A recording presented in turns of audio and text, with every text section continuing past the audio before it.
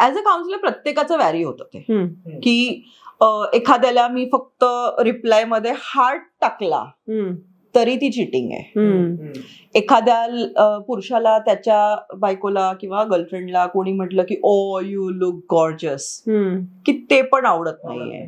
किंवा तिने मग त्याला थँक्यू म्हटलेलं म्हणजे चिटिंग आहे, की तू त्याला म्हणजे प्रोत्साहन देतेस किंवा असं आहे ते. So cheating can be very different for म्हणजे इमोशनल असो फिजिकल असो, फॉर इट डिपेंड्स ऑन तुमच्या पर्सनल तुमचे काय बिलीफ सिस्टम किंवा व्हॅल्यू सिस्टम आहे. माझ्यासाठी दोन्हीही बरोबर नाही आहे.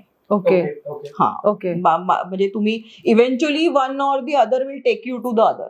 Correct. So when I'm emotionally connected to you, I'm getting carried away with those talks or you know that again the intimacy. की when I am emotionally connected to you म्हणजेच मी intimate आहे तुझ्या बरोबर, की मी खूप शेअर करतेय माझ्या सगळं डीप डाऊन जे काय चाललंय ते मी शेअर करतेय. सो म्हणजेच मग कुठेतरी मग भेटलो की ते फिजिकल कॉन्टॅक्ट येणारच आहे. So how does that, so it's all about की व्हॉट कम्स फर्स्ट इव्हेंच्युअली.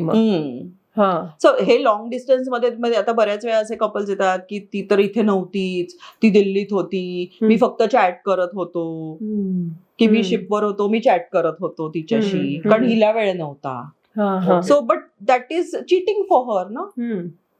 ती म्हणली मी तुझ्या मुलांची काळजी घेतेय, तुझ्या वडिलांची काळजी घेतेय आणि तू दुसऱ्या मैत्रिणीशी बोलतोयस. बरोबर. So that's a cheating for her. Right. But for him it was not cheating. Correct. So they were talking very deep down, काहीतरी खूप प्रॉब्लेम्स म्हणा, स्ट्रेस म्हणा, sometimes intimate talks also, not directly but something flirting type of चाललं होतं आणि ते तिने सगळं वाचलं होतं. सो तिच्यासाठी ते चिटिंग होतं, त्याच्यासाठी नव्हतं. Okay okay right. जसं ते तो कुठला मूवी होता जुना आपला तो सलमान खानचा, की एक लडका और लडकी कभी दोस्त नहीं हो सकते. त्यातलं थोडंसं ते तसं झालं.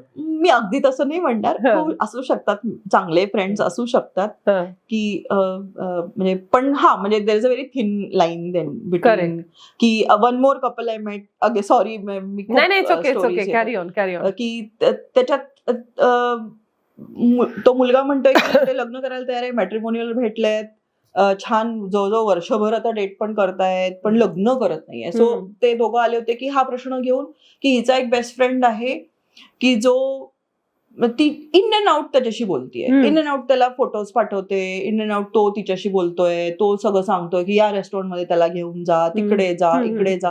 सो म्हणजे तो म्हणला की हे मला वाटतं की तो कंट्रोल करतोय आमचं रिलेशनशिप. ती म्हणते की तो माझा बेस्ट फ्रेंड आहे. पण मग जसं बेस्ट फ्रेंडशिप बद्दल जर का म्हणायचं तर मग त्याला पण बाउंड्रीज असल्या पाहिजे ना काहीतरी.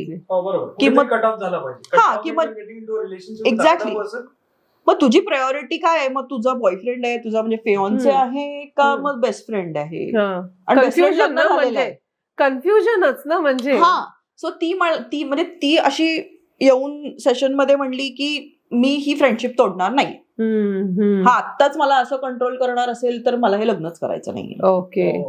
So that was the whole thing की लग्न मोडायला आलं म्हणून ते दोघे आले होते. करेक्ट. पण मग म्हणजे मी जेव्हा तिला म्हटलं की अगं हे थोड्यात तुला बाउंड्रीज मेंटेन करायला पाहिजे, तर तिला आवडलं नाही. म्हणजे शी गॉट अफेंडेड की नाही मग आत्तापासून हा एवढा असं कंट्रोल करतोय. म्हणजे अगेन शी डिडंट रिअलाइज की दिस इज अफेक्टिंग त्यांच्या रिलेशनशिप मध्ये.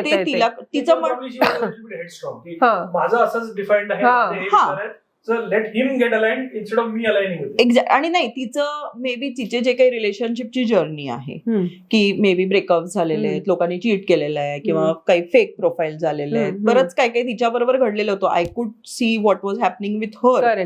की ती तिला स्वतःला ती म्हणली की हा तर आत्ता मागच्या वर्षी भेटलाय, हा तर मित्र माझा मागची 10 वर्ष माझ्या बरोबर आहे ना, जेव्हा माझे डाऊन टाइम झाले तो माझ्या बरोबर होता. करेक्ट. पण तरी पण मग तुम्ही रिलेशनशिप आणि जेव्हा रिलेशनशिप आणि फ्रेंडशिप येते थोडं रिलेशनशिप ऍट प्रायोरिटी असलं पाहिजे. मग नाहीतर मग त्याला रिलेशनशिप मग बॉयफ्रेंड का म्हणतोय, मग फ्रेंडच म्हणूयात. बरोबर.